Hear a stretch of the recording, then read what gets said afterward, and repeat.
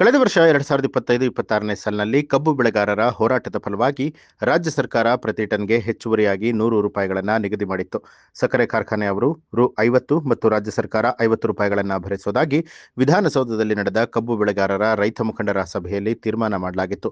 ಅದರಂತೆ ರಾಜ್ಯ ಸರ್ಕಾರ ಹೆಚ್ಚುವರಿ ₹50 ಹಣವನ್ನು ಈಗಾಗಲೇ ರಾಜ್ಯದಾದ್ಯಂತ ₹300 ಕೋಟಿ ಆಯಾ ಜಿಲ್ಲೆಯ ಜಿಲ್ಲಾಧಿಕಾರಿಗಳ ಖಾತೆಗೆ ಹಣ ಬಿಡುಗಡೆ ಮಾಡಿದೆ. ಆದರೆ ಉಳಿದ ₹50 ಕಾರ್ಖಾನೆಯವರು ರೈತರಿಗೆ ಒಂದು ವಾರದ ಒಳಗಾಗಿ ಪಾವತಿ ಮಾಡಬೇಕು ಅಂತ ಹೇಳಿ ಜಿಲ್ಲಾಧಿಕಾರಿಗಳು ಮಾದೇಶ್ವರ ಸಕ್ಕರೆ ಕಾರ್ಖಾನೆ ಆಡಳಿತ ಮಂಡಳಿ ಅವರಿಗೆ ಖಡಕ್ ಸೂಚನೆ ಕೊಟ್ಟಿದ್ದಾರೆ. ಆದೇಶ ಉಲ್ಲಂಘನೆ ಮಾಡಿದ್ರೆ ಸೂಕ್ತ ಕಾನೂನು ಕ್ರಮವನ್ನು ಜರುಗಿಸಲಾಗುತ್ತೆ ಅಂತ ಹೇಳಿ ಜಿಲ್ಲಾಧಿಕಾರಿಗಳು ಹೇಳಿದ್ದಾರೆ. ಈ ಸಂದರ್ಭದಲ್ಲಿ ಆಹಾರ ಇಲಾಖೆ ಉಪನಿರ್ದೇಶಕರು, ಸಕ್ಕರೆ ಕಾರ್ಖಾನೆ ಆಡಳಿತ ಮಂಡಳಿ ಅಧಿಕಾರಿಗಳು, ರಾಜ್ಯ ಕಬ್ಬು ಬೆಳೆಗಾರರ ಸಂಘದ ಪದಾಧಿಕಾರಿಗಳು ಉಪಸ್ಥಿತರಾಗಿದ್ದರು.